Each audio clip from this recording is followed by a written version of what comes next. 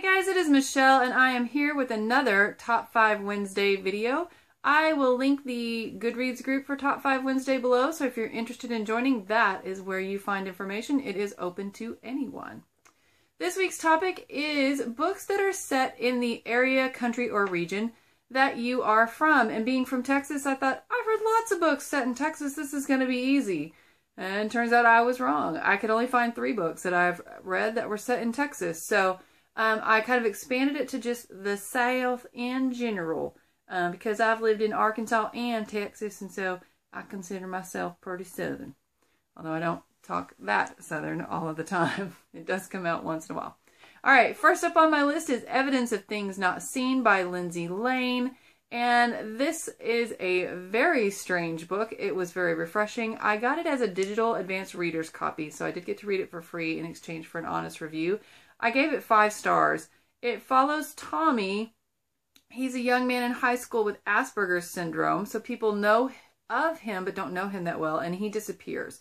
And by the end of the book, you feel like you know everyone in this small Texas town because the police have interviewed them trying to get clues into Tommy's disappearance. So just really well written, and I was just so invested in the characters in just such a brief amount of time. It is kind of touted as a YA book, but I think the themes are a little too mature, in my opinion, for YA, and I would consider it more of an adult book. Next is Boys Like You by Julie Anna Stone, and this one takes place in hot and sticky Alabama in the summer. You have a young lady named... I can't remember her name. I'm so sorry. But she is... kind of depressed. There's been a tragedy in her family and she's kind of harboring some guilt and some sadness, and so she is sent to Grandma's house for the summer to try to kind of get her out of her funk. There is a young man named Nathan that lives there, and he is kind of doing some handiwork around the house for Grandma, and they don't hit it off right away, but then eventually decide they might want to build a relationship, but they both come with a ton of baggage, and it was just a beautiful romantic story in the end. Next is Shooting the Moon by Frances O'Rourke Dowell. This is set during the Vietnam War era in on the Fort Hood, Texas base. Dad is in the Army. You're hearing the story through Jamie. She's like 12 years old, I believe, in the story. She has an older brother who's almost old enough to go off to war.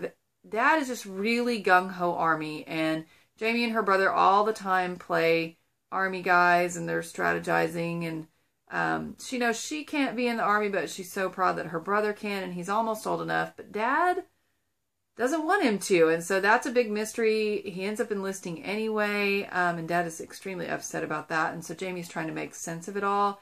It's just a really touching story about family and war and how it just affects everyone.